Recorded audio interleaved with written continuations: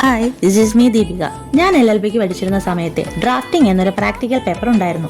അതിൽ കോടതിയിൽ പ്രൊഡ്യൂസ് ചെയ്യുന്ന ഡോക്യുമെന്റുകളെ കുറിച്ചും അതെങ്ങനെയാണ് ഡ്രാഫ്റ്റ് ചെയ്തെടുക്കുന്നത് എന്നൊക്കെ പറ്റിയിട്ടുള്ള ഒരു പേപ്പറായിരുന്നു അത്. അന്നതിൽ 100ഓളം ഡോക്യുമെന്റ്സുകൾ നമ്മൾ കഷ്ടപ്പെട്ട് റെക്കോർഡ് എഴുതിയും എക്സാം എഴുതിയും ഉയർത്തിയിട്ടുണ്ട്. അന്ന് അത് പഠിപ്പിച്ചിരുന്ന മിസ് അത്യാവശ്യം സ്ട്രിക്റ്റ് ആയതുകൊണ്ടും എഴുത്ത് പരീക്ഷയേക്കാൾ മാർക്ക് കൂടുതൽ കിട്ടാൻ പ്രാക്ടിക്കൽ പേപ്പർ ഒരു വലിയ ഘടകമാണെന്നും അറിഞ്ഞ ഞങ്ങൾ അത് കാണാതെയും അത്യാവശ്യം സ്ട്രഗിൾ തന്നെ ചെയ്തും എക്സാമൊക്കെ എഴുതി. ഒരു ദിവസം 3 മണിക്കൂർ എക്സാം ഉള്ളതിൽ ചിലപ്പോൾ 1, 2, 2-ലധികമോ ഡോക്യുമെന്റുകൾ എഴുതേണ്ടി വന്നിട്ടുണ്ട്. ലീഗൽ നോട്ടീസ്, വക്കാലത്ത്, പ്ലെയിൻ റിട്ടേൺ സ്റ്റേറ്റ്മെന്റ്, അങ്ങനെ 100ഓളം ഡോക്യുമെന്റുകൾ. അത്യാവശ്യം നല്ല മാർക്കും അതിൽ ഞങ്ങൾക്ക് കിട്ടിയിരുന്നു. കഷ്ടപ്പെട്ടിട്ടാണ്. ഇന്ന് ഞാനിപ്പോൾ എന്തിനാ ഇതൊക്കെ നിങ്ങളോട് പറയുന്നത് നിങ്ങൾ കരുതുന്നുണ്ടാവും. ശരിക്കും അന്ന് മാർക്കിന് വേണ്ടി പഠിച്ചത് ഇപ്പോൾ വക്കീൽ ജീവിതത്തിൽ ഓരോ ജീവിതങ്ങൾക്ക് വേണ്ടി പഠിക്കുകയാണ്. ഓരോ ഡോക്യുമെന്റിലും ഓരോ ജീവിതങ്ങളാണ്. നമ്മുടെ മുന്നിൽ വരുന്ന ഏതൊരു കക്ഷിക്കും പറയാനുള്ളത് കോടതിയുടെ മുന്നിൽ എത്തിക്കുന്ന വക്കീലന്മാർക്ക് അത് കൺവേ ചെയ്യാനുള്ള ആദ്യ പടിയെ ഈ ഡോക്യുമെന്റായി നമുക്ക് കണക്കാക്കാം.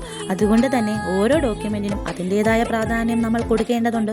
ഓരോ ഡോക്യുമെന്റും അന്ന് എഴുതാൻ 1 മണിക്കൂർ പോലും വേണ്ടായിരുന്നു. എന്നാൽ ഇപ്പോൾ അങ്ങനെയല്ല. ഫൈനലൈസ് ചെയ്യുന്നതിന് മുമ്പ് ഒരു 100 തവണ അത് വായിച്ചിട്ടുണ്ടാവും. തെറ്റുകൾ വരും, തിരുത്തും, വീണ്ടും തെറ്റുകൾ വരും, തിരുത്തും. അങ്ങനെ കുറേ മണിക്കൂറുകളുടെയും ചിലപ്പോൾ ദിവസങ്ങളുടെയും കഷ്ടപ്പാടിന് അവസാനമായിരിക്കും ആ ഡോക്യുമെന്റ് ഫൈനലൈസ് ചെയ്ത് കോടതിയിലെത്തുക. ഇതൊക്കെ ക്ലറിക്കൽ വർക്കല്ലേ, നമ്മൾ എന്തിനാ ചെയ്യുന്നത് എന്നൊക്കെ ചോദിക്കുന്നവരോട് എനിക്ക് ഒന്നേ പറയാനുള്ളൂ. ആസ് ആൻ അഡ്വക്കേറ്റ് ഇതെല്ലാം നമ്മളുടെ പണിയാണ്.